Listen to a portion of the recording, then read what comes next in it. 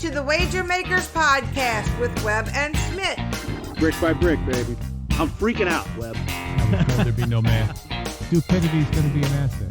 What a bunch of crybabies. Hello, my name is Steve Smith, and this is Rob Weber. Say, hey, Webb. Hello. What's up, Smitt? What's up, Webb? I'm Smitt. That's Webb, and we are the Wager Makers, and this is the Wager Maker Podcast. Thank you all for joining us. We took a little time off, maybe a little week break or something after football season. We're back, and got a lot to talk about tonight. NBA in full swing.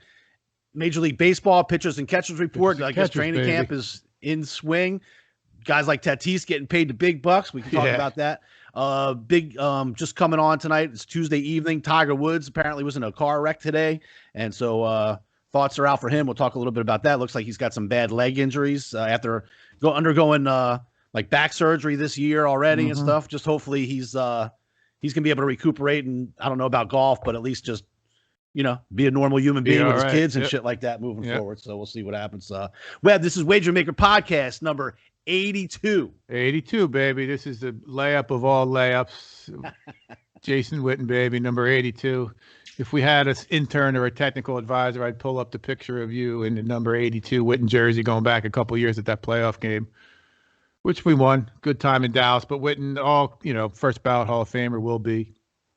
Classy guy, did a ton of stuff in the community. I guess he grew up with some domestic abuse with his father or something like that.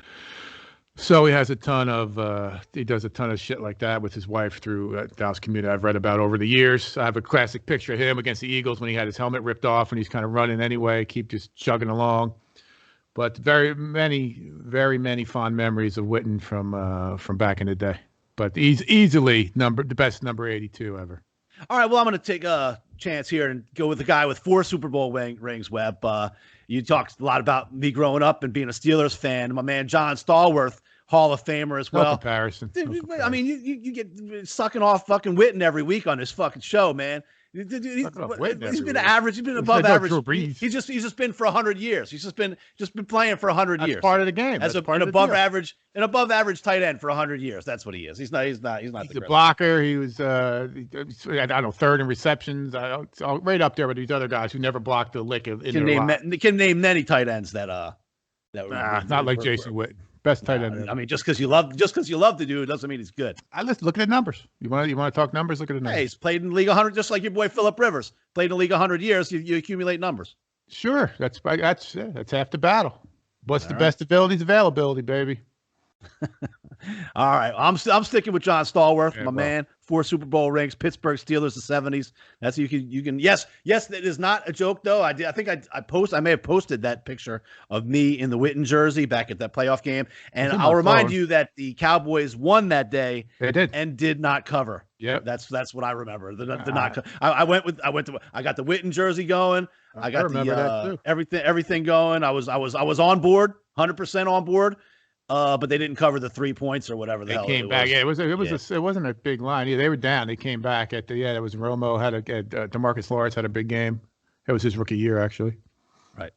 Against the Detroit Lions playoff game a few years ago. Matthew Stafford. Good time we had, but of course the whole state 100,000 people are excited as hell and I'm walking out a with my bet. So with the dirty Witten jersey that I fell down a couple times outside on the back to the hotel. Right. It was the maker's mark.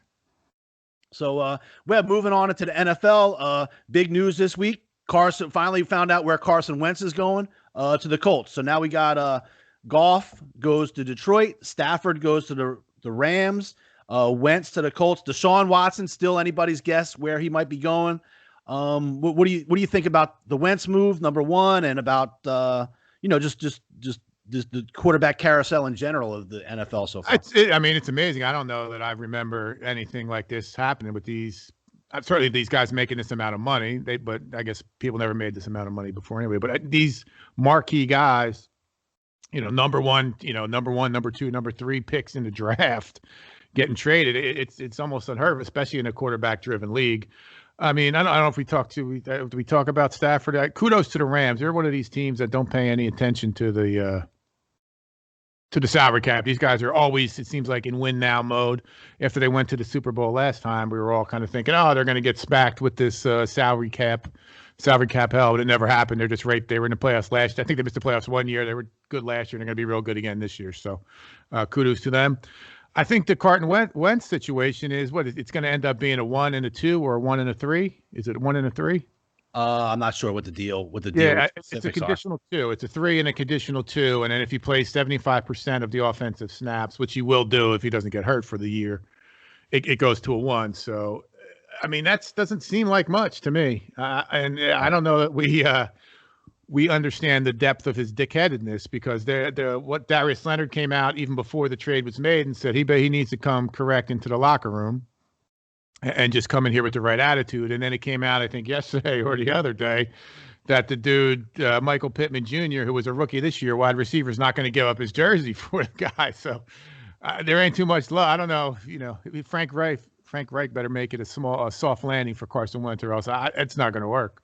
Right. I don't know. I think, if you talked about this trade, say 2 years ago, or even probably a year ago, you would said, man, Wentz is one of the top quarterbacks, top young, when you factor in age into the equation. Absolutely. One of the top quarterbacks probably in the league, coming up, guy coming up into the game. But obviously had major issues this year. He's had injury issues, number one. Always. Right.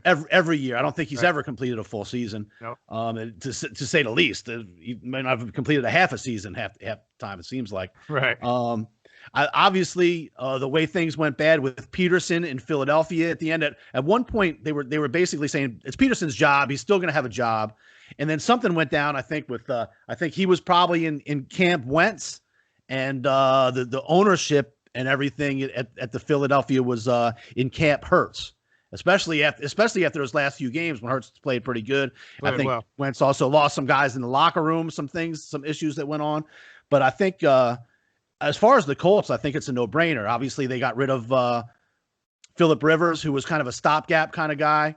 Like you said, it's a couple of second, third round type risks. Nothing like the deal that Stafford got for the Rams. Yeah. And this is a guy that's going back with Frank Reich, who was his offensive coordinator, I believe, back.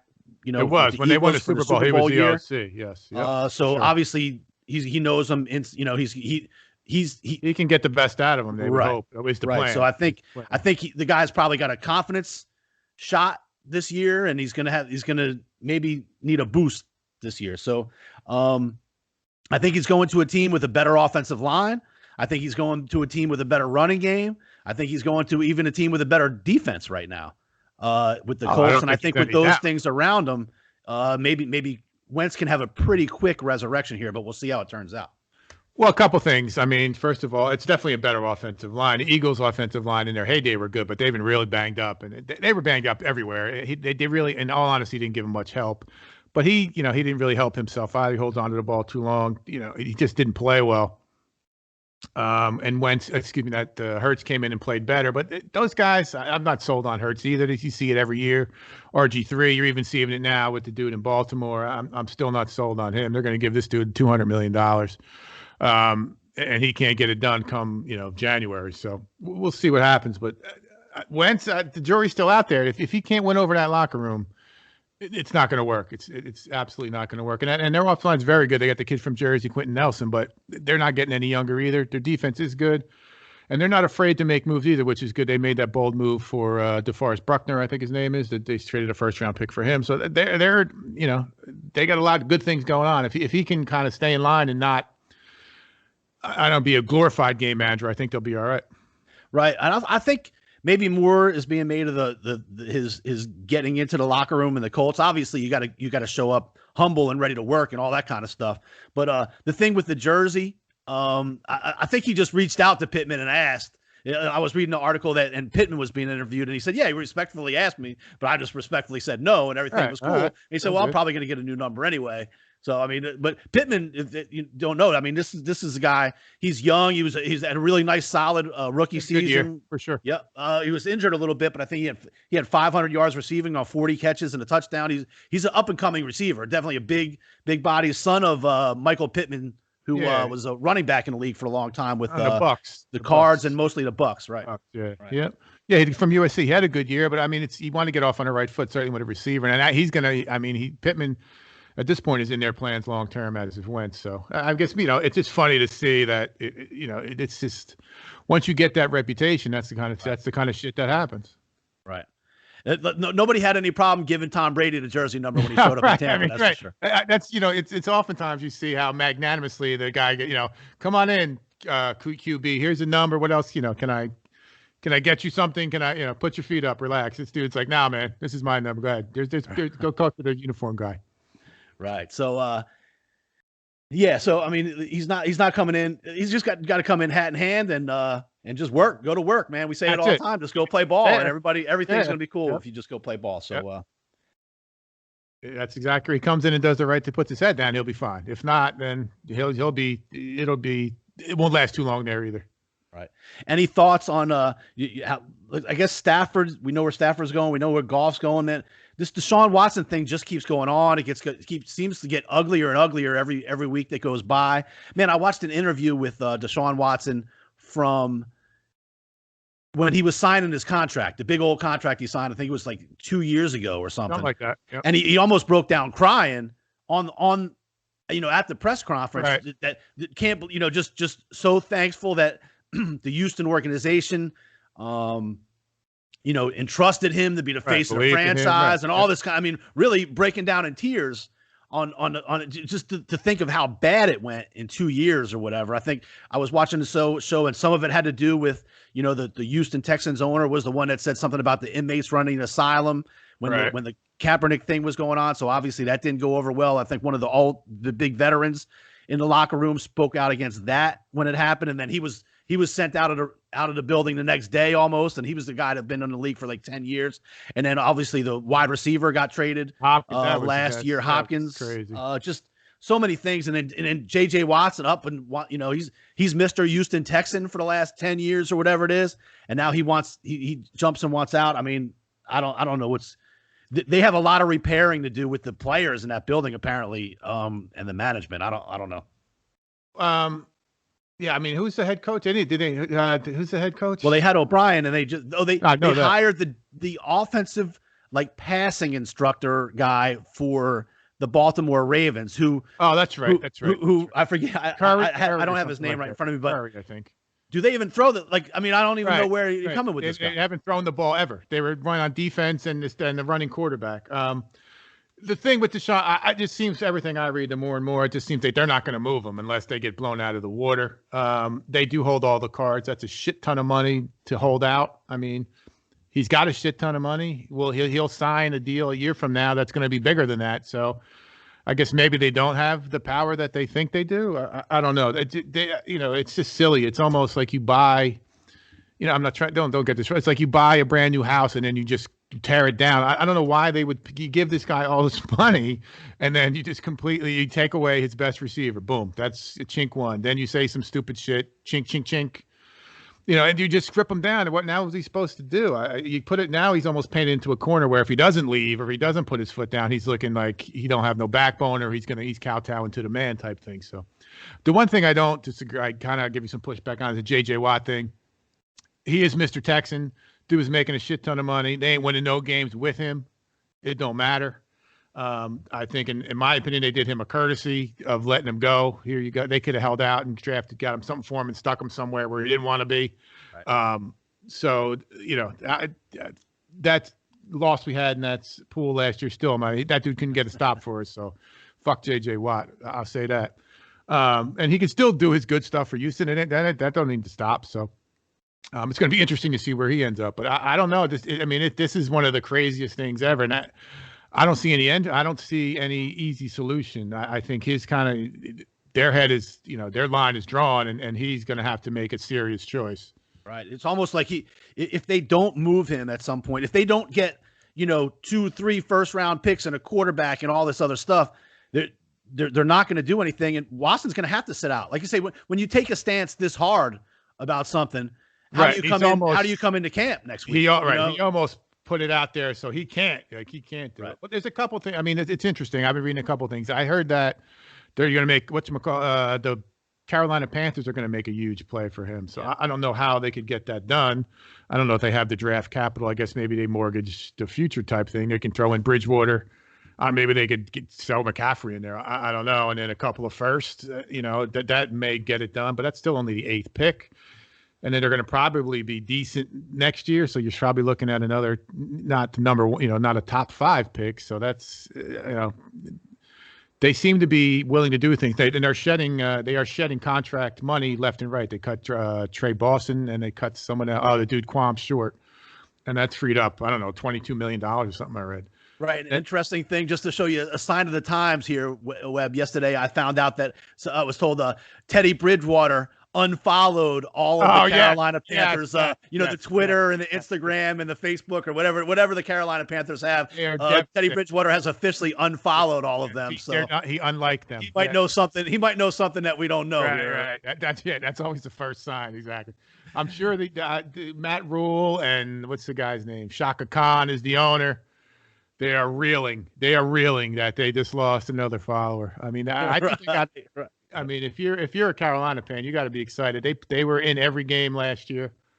They showed some heart and they look like they have some direction at least. So, and if you go get this dude, you're looking pretty good. Although it's going to cost you, especially from that 8 spot this year. I don't know why these guys do that unfollow thing. I follow people on Facebook and on Twitter and all that shit that I don't like, and I just keep following them just because I want to hear what they're up to. That's the old Howard. Would you keep your enemies close or your enemies closer or whatever it's called? Friends close, your enemies close. That's the whole Howard Stern thing from this movie. Like, why do you listen to him? I want to hear I hate him, but I want to hear what he says next. Right. Well, I unfollow. You can keep track of what they're doing. So, but and then the other interesting, Smitt, it looks like Darnold is going to get moved. Everything that I'm seeing too. It looks like maybe the Redskins he's going to. They're saying he's going to get more. He won't get as much as Stafford. But he's going to get more than they got for Wentz, just based on he's young and he's coachable and he's cheap. So, but there is a decision coming. There's going to be a $20 million decision coming on him on the end of this year, I believe it is. The Jets are in an interesting spot. I mean, they could make a move real easily. To me, that's the most sense for Watson. But I don't. It doesn't seem like that's going to happen. But I would keep hearing the Redskins, which would make some sense because they're up there, and that would work out for the Jets. The Jets would do that, draft your quarterback, get someone to play, do the stopgap guy, and then draft down again. And you could have a real nice team coming in a couple of years if the young quarterback you get actually turns out. Yep. But they could have a real nice team too if Darnold turns out as well. So and if Darnold, I mean that might be a nice spot for him to fall with. If going to Washington, they already have a really good defense. Right. Maybe get Rivera there, good coach, good solid coach, and then it can build up something around him. Maybe he have a chance to thrive down there. So we'll see. And there was an interesting. I don't want to see that bullshit in Washington, but you're going to look whatever. I mean, I wouldn't be too scared. I wouldn't be too scared of Darnold at this point. I mean, he needs a lot of things to go right. So what Tannehill did when he left Gase. So I saw something. I think is he the 3rd highest paid player in football? Is Ryan Tannehill? Is that correct? Oh, I don't know that. They were talking about the contracts. But they're comparing Prescott and. Prescott, Watson, and someone else, and they were bringing up, and maybe it was Wentz, and they were just talking about how Dak would, and Goff, and it turns out, and Tannehill was right up there as one of those 3. So it's weird. It's not really who you think it is at the top these days. It's weird. Yep.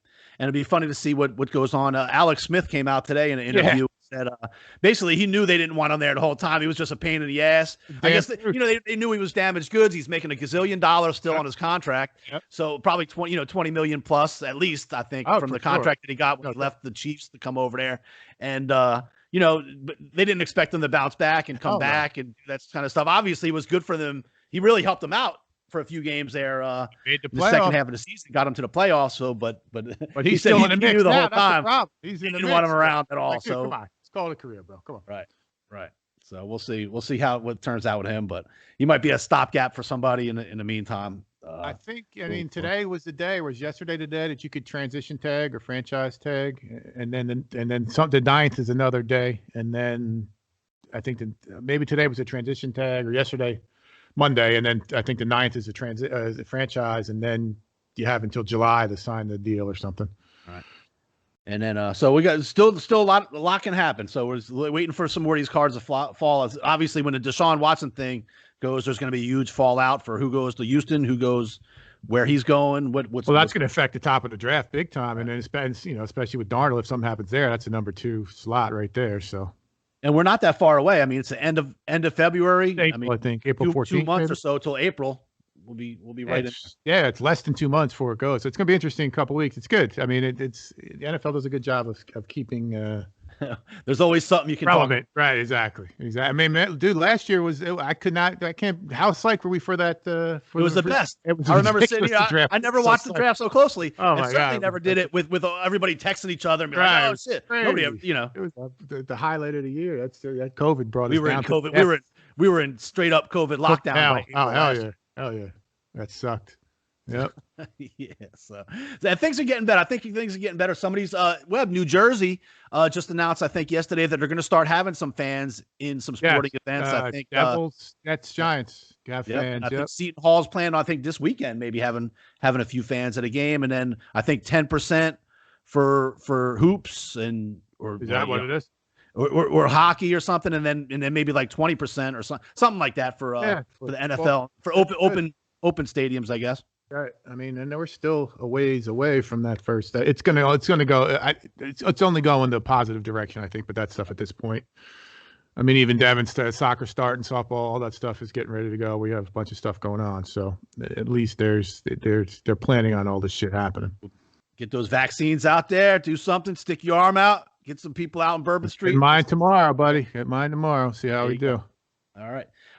Webb, your man Deion Sanders. It was a big move in the offseason. Obviously, got hired as a head coach in college football, and there's due to the COVID, there's this new batch of games that are popping up right now. Like that whole Southwest division or conference, the SWAC or whatever it's called, right. And Jackson State and some other. I think it's all the Gramblings, and are they all black schools or no? I don't even know. No, there's other. It's like I forget what they call that section, the FBS 1 or 1A. Right. But so anyway, Jackson State. So now he goes to Jackson State, and he's recruiting like crazy. Like he's getting dudes, everybody who falls off for some reason and not able to go to the best schools. Yep. They're going to Jackson State now. They're going to play for Deion Sanders. You know. Yep. Why wouldn't you go? I'd go play for prime time too. Yeah, right. You're going to be on your team. He's going to get every game is going to get hype. So they have their first game this week, Webb, and they win 53-0. Jackson State, 53-0. We should look into to see if we can put some money on them. They're going to cover every week. Right. And then Aikman went down to see him. You see the big story. Aikman was on the sideline, so that's like, cool. I mean, I like that. What better recruiting? You have for these dudes, and just be like, so Aikman's standing over. He's going to have a different guy like that every week. Going to be Emmett there, going to be Michael. Yeah, everybody. Yep. So he goes back into his office after the game, Webb, and his wallet's gone, his credit cards is unbelievable. He got robbed. He got robbed at Jackson State University. Can't make it up. It's unbelievable. Like, how are you going to rob the dude? The head coaching debut. You're going to come to his own stadium, his home stadium, and jack him. That's come on, man. There got to be some honor among thieves at some point. But we've heard that before. Didn't the dude Jimmy Smith get robbed during a playoff game on the Ravens? Or something happen? And I think we've heard that a couple of times where they know that their dude's playing on the road or something, and their house gets robbed. I mean, it does make sense, you know. But that's just some cold-blooded shit, right? Smart burglaring. Right. But did he get it back? I thought he did. I think he said he got some of it back, and then there was some story saying, well, it didn't get robbed, it got moved, and then Deion came out and said, no, that's bullshit. That stuff got taken, you know. So I don't know if they were trying to make it not look so bad. Maybe the dude was like, "Oh, I didn't think I was going to." Yeah. I just moved it, coach. It was in your bag, and I moved the bag. I moved it over to my bag in the other locker. I just put it in the trunk of my car. Make sure it was safe. Right. I was watching it for you. Right. So speaking of Aikman, though, the story came out last week that Joe Buck and Troy Aikman regularly have a cocktail or two. Yes, in the booth up there. I wanted to see what you thought about that. No wonder they suck. I encourage it. That's two of the best right there. I'm a Joe Buck Aikman fan, of course. I love when he shows big old hands with all them rings on there. I'm encouraging for drinking tequila on air as much as possible. All right. Fair enough. Yeah, that's what they said. Like Buck was like, yeah, I used to have like a beer and I'd have it sit there and I'd drink it. And then somehow when Aikman started, it went to like margaritas or something. Oh, that's what he said. Yeah, I thought that's the thing. I didn't read the whole argument. I just said that shots tequila or something. So I'm sure I knew that was a little, exaggerated. But yeah, I think they go with the margarita. Sometimes more than one, but that's all right. So it's all right. It works for me. I will know for now on when he's rambling on about some bullshit. kissing cowboy ass every week like he does. He's hardcore against the Cowboys. He comes, cracks the whip on them every week. All right, moving on. We got we're going to get to a little bit of college hoops and NBA, but moving on, we got baseball. Webb back in camp. I don't know if the Mets have fired a GM this week yet or not, but we'll just give him some time. So there's some other scandal will come out. I swear to God, I do more due diligence on the dude that cuts my lawn than the New York Mets do for a guy that they give a $250 million payroll to. It's crazy. It's crazy. Right, well, there was a GM step down yesterday. I think it was the Mariners GM. I don't know if it was a GM. I thought it was like an executive. Oh, maybe higher up type thing or something. So I don't know what they just kind of say. Oh, he said some stuff that was inappropriate and was not. But I think what I heard, he was telling a story about a guy that used to be a player that needed a Japanese interpreter. Yes, and apparently the interpreter cost him $75,000 a year. Right. And so now the guy comes back and wants to be a coach. Right. And he's like, the guy, whoever he is, if he's not the GM, he's in the front office where the budget is the budget is part of the deal. Like what you're paying, what the guy's extra, if one dude doesn't need a $75,000 interpreter and the other guy does, sometimes that's the decision. They wanted them to, they gave him some title like international Japanese or Asian something specialist. So go ahead, but he did have a. Right, so he did come out and say stuff that was probably insensitive, but I don't think it was probably truth. He's like, look, the dude. All of a sudden, when we told him that he wanted to coach, when he told him that, all of a sudden he started speaking a little better. Right, his English got a little better when he told him. Right, his sidekick wasn't that important, I guess. After a while, right. And this is probably insensitive too, but whatever.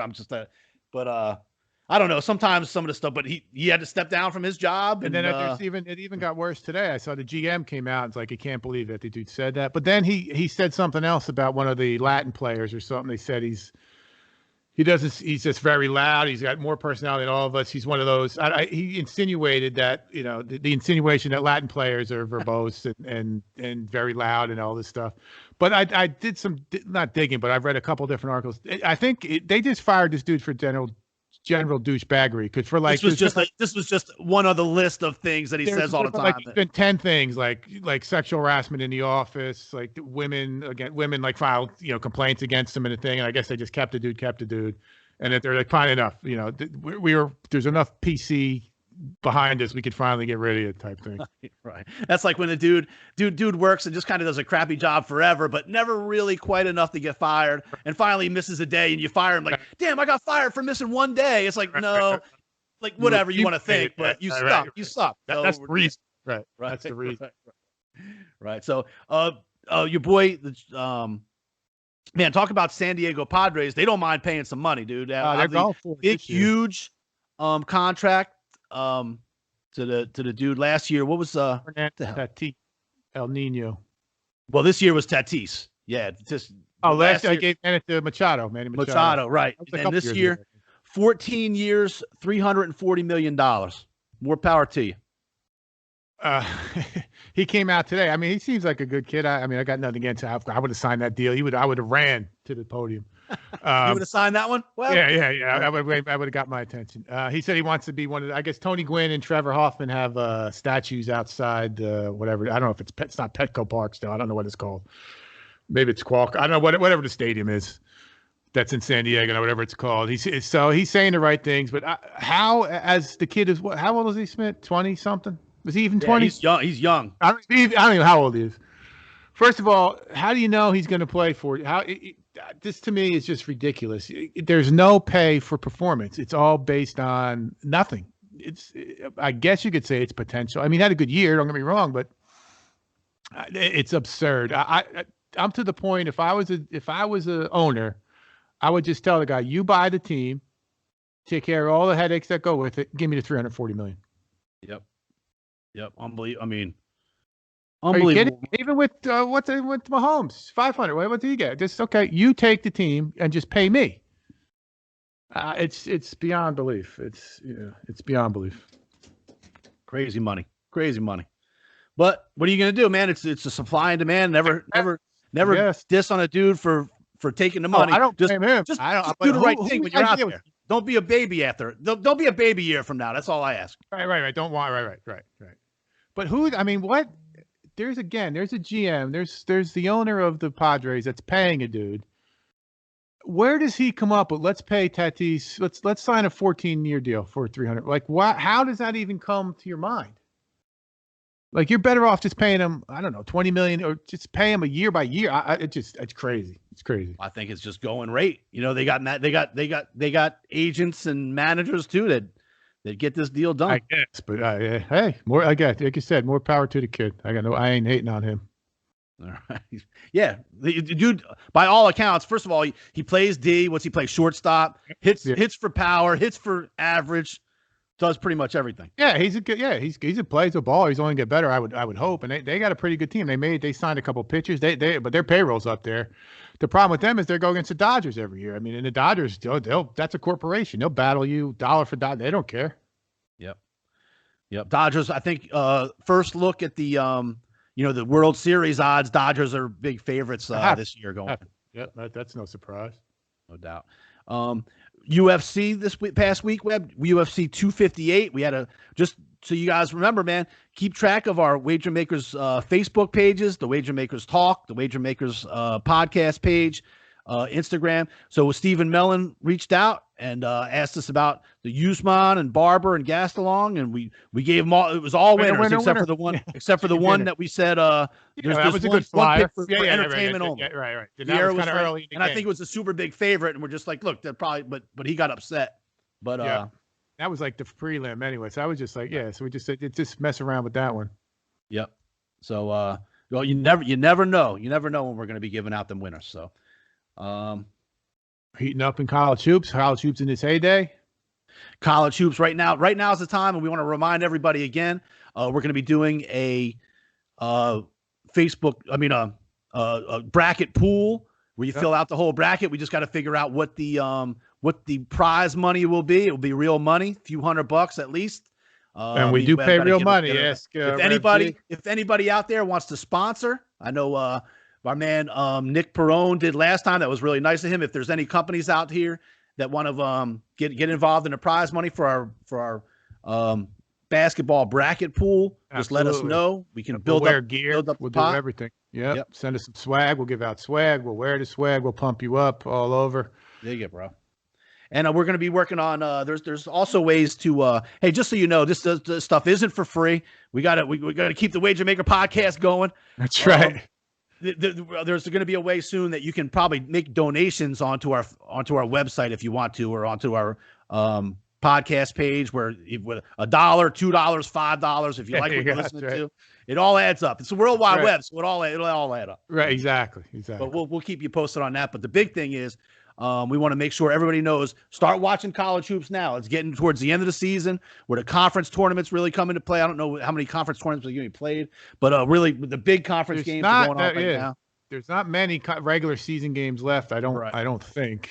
We're only a couple weeks. So I think maybe by the end of this week or the following week for sure, the end of next week at the latest will be the end of the regular season, and then conference tournaments soon. So now's the time to watch. I mean, I've been liking Webb. You mentioned Baylor. They're on their first game back tonight and struggling, but there was a first game back, one of these long layoffs. I think they probably haven't played almost a month. That's tough. Gonzaga, always up there. You like them. Those are the two best teams going away in my mind. Illinois, I've been liking, but they're getting whooped tonight. Yep. Michigan State, you never know. That's what you got to be careful with Michigan State. You know, as bad as they've been, you never know when they're going to pop up and do something. Well, they're not making a tournament. Izzo's great March Coast, but they're not making a tournament this year. No way. Yep. It looks like Kansas, who's had a rough year, is starting to put some wins together. Duke had a rough year, starting to put some wins together. They are. They look like they're in. Yeah, Carolina's going to get in. Duke is looks like they're going to get off those. Nova's pretty good too, but they had a couple losses. Oklahoma's playing real well. That's one of my sleepers there. Yeah, you've been liking Oklahoma. So anyway, just now's the time. Start watching some college hoops so you can get in on this. It's going to be weird too, Smith, because every game is going to be played in a bubble or whatever. The entire tournament, all 68 teams, whatever. But I mean, games that comes down to is going to be played in the. Is it the RCA? Whatever that place is in Indianapolis. I think in Indianapolis, right? That's what RCA Dome is, or whatever. Yeah, and that's when they had. That's where they had the combine, or they usually have the combine, right. I think. but it's all going to be every game or whatever. It's going to be played there. So that's that always throws another little monkey wrench into it as well. Right. Should be fun. It'd be fun. I'll tell you, I've been watching a lot of college hoops this last few weeks. I've watched a ton of hoops. And man, there's some good ball going on, and maybe not as good of basketball as years past because the teams have layoffs and missing guys and stuff, but playing hard, and everybody, no matter what, even though the season's been weird, it's coming down to it. You can tell the sense of urgency's there for these teams playing. Absolutely. There's some balling going on. Carolina's games are getting canceled. They're scheduling games like in a day, just who can play. Right. They scheduled Northeastern game. They scheduled a Marquette game for tomorrow because their game against Boston College was canceled, and another Miami. 2 conference games that were canceled. So they're just trying to get games in to stay sharp, and then also to keep their that resume up for the bracketology. Right. So keep an eye on that, and keep an eye out. We'll be picking our own brackets right here on the show. I think one special will be a bracket pool show, and you can call in maybe or text us and ask us any questions you have about your brackets. And NBA Web looked like for a while the Lakers were head and shoulders above everybody else. I love the pickup of Schrader going into this season, and also Harrell, the tough guy. Montrez, So they really were looking great. Obviously AD. Go figure, hurt, shocking. Be out for a couple weeks. Schrader's been out, so they've been struggling a little bit. Man, hat off to LeBron. I don't know how many times we can say it. Dude just comes to balls every night. I mean, they've been struggling a little bit this last week because he's got no help. But dude plays minutes. I mean, lots of minutes. Oh yeah, you don't really hear him in that load management bullshit. Right. Well, that's I was getting to was you got Kawhi Leonard, who's really kind of a younger guy, and always George, and they're just taking days off. Guys on Toronto just taking just LeBron shows up and plays every damn night, man. Yeah, every damn night. And then it looks like the Nets, who I hate to say this, are starting to play some pretty good ball. They went on a West Coast road trip and they knocked off like 3 or 4 really pretty good teams. They didn't lose. Right. And that was without Durant. And there was one game we bet against them. They didn't have Durant or Kyrie, and they won. It was playing the Suns, and the Suns were up by like 20 points, I believe. Worst, and they came back and won. It was the worst Nets' biggest comeback in Nets history, or something like that. Some crazy historical thing we made. Right. Yeah, always. So and then so the Nets are definitely looking good. They are. Coming on. Unfortunately, I'm going to look forward to rooting. I might actually be rooting for LeBron and the Lakers if it comes down to them and the Nets late in the season, but we'll see. That'll be an easy one for me. And then Philly's playing pretty good in the East. And how about the Jazz are playing? I think they won 20 in a row or something, or 19 out of 21. I think they lost to maybe it was the Nets the other night they lost to. Or maybe it might have been. Yeah, I mean they're playing real well. That's great. And the Nuggets. I'm a fan of the Nuggets. I like a couple of their players. The East is looking weak. I mean, I don't know what's going on with the Bucks. It seems like they fall down the stretch. Giannis misses some foul shots. The Celtics just aren't that good. And then the Heat. I think the Heat just thrived in the bubble for some reason. Yeah, they seem a little tired or something like that still or something. But I love Jimmy Butler. Never count him out. Oh, he's a baller. Also in the West, the Suns are very good. When you got Booker and Chris Paul on the same team, so they got a good 2-headed monster there, and they got some big guys running up and down the court. Monty Williams, an underrated coach, or maybe not underrated. Maybe he's starting to get his props. I've said that many times. The biggest issue that the Pelicans had was getting rid of Monty Williams during the Anthony Davis regime. Anthony Davis's rookie year went to the playoffs with Monty Williams and got beat by Golden State when Golden State was beating everybody. Right, was crushing teams, right? And just they were a team coming up, and then they got rid of him and brought in the other dude, and it was 4 or 5 years of Gentry crap. So you see how that turned out. Speaking of the Pels, the playing, and I'm a homer. I'm always talking about Zion is starting to get 30 points a night, playing really good. But this team is so inconsistent, man. One day this week, they gave up like the biggest lead in franchise history almost. And where they were winning by 15 plus going into the fourth quarter and lost by 18 or something. But then 2 nights later, they come back and had the biggest comeback in the Pelicans history against someone a couple nights ago. So they're all over the map. What's the thing though? The problem is when they play Zion and they got another big dude. Who's the other big dude? The tall guy they got from the Lakers a couple years. The dudes always look stoned. With the big fro. No, I don't think he doesn't have a fro anymore. They used to have it maybe last year. I don't know why I can't think of a stupid name. But anyway, if they play baller, but if they're both on the field, if they're both on the floor, you don't have Brandon Ingram. Oh no, not him. I'm talking about there's a center guy. There's a center. I know Brandon. Yeah, I know who you're talking about. Oh, the dude they brought in from Oklahoma City. Maybe. Steven Adams. Yeah. He's good too. He's very good. Right. But when him and Zion are on the court, there's no threat of the three. You can't. They don't have to. It just pack it in. No one can really shoot. They miss a dead shooter. They need someone who could just sit out there and drain it.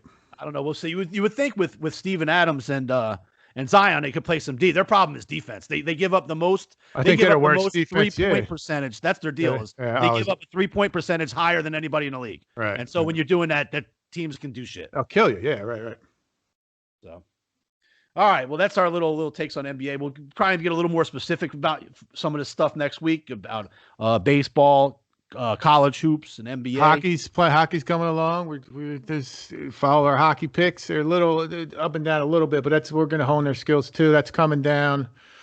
That's going to be an interesting playoff because the East is good. I mean, there's some good teams that are not going to make it on the East side, and I'm not sure how they're going to do it. Is it going to be a bubble for the playoffs? Do we know? I don't. It's because they're kind of doing it. It's a very weird schedule. You're only playing the teams in your conference. They're limiting the travel, so I don't know what's going to happen in the playoffs.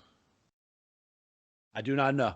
We will have more information. Yeah, we will have more information coming your way. We will. We're still on our listen, we get a little down when football season's over. Right. We're hanging in there. We got football. We got everything else. We're betting on everything else. But the football season's over, so we're in a little bit of a lull. So. Absolutely. But not games-wise. There's 100 games on every night. Absolutely. Follow our picks. All right. So I want to thank everybody for listening. You got anything else tonight? That's it. That's it. All right. So thanks for hanging in there with us. Webb, good luck with your COVID vaccine tomorrow. We'll see. Hopefully there's a show next week. Hopefully you don't end up with a third ball tomorrow or something like that. They're going to be tracking me. If you have any questions about the COVID vaccine, reach out. We got your information. I like that cup, Spirits Cup. Absolutely. Don't forget, you can listen to us anywhere. You can listen to podcasts. Want to thank Wilbur Investigations. Want to thank Nick Perone and MN3 Technologies, John Groh, C. Reilly, Little Saint the Goat. Listen to us everywhere. Devin's going to tell you what to do on YouTube, and make sure you do it. That's right. Hey guys, it's Devin. Make sure you subscribe to the Wager Makers podcast on YouTube, like all their videos, and click that bell so that you turn on your post notifications and you never miss another video. Thanks, Devin. Email us, thewagermakers@gmail.com. Message us on Facebook, Instagram, anything. Check us out. You got any questions at all about your gambling, sports needs, even coronavirus? Let us know. We got the gamut. That's right. Anything. We're here for all life advice. All right.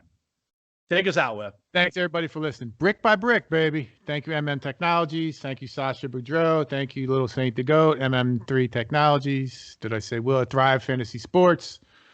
That's it. Brick by brick, baby. Spotify or YouTube are our preferred listening, but we'll take anything we can get. And all sponsors, let us know to sponsor our first annual NCAA tournament brackets contest.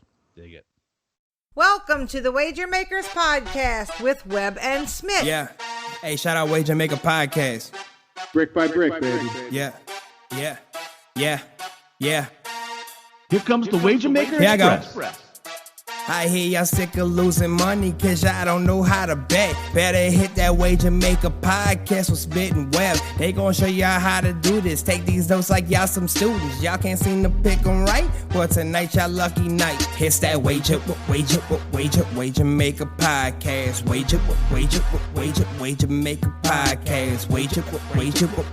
Wager Maker Podcast. Your bookie getting sick cause we built this brick by brick. It's that Wager Maker Podcast. It's that Wager Maker Podcast. It's that Wager Maker Podcast. Come and place your bets with that WM Express. Let's go.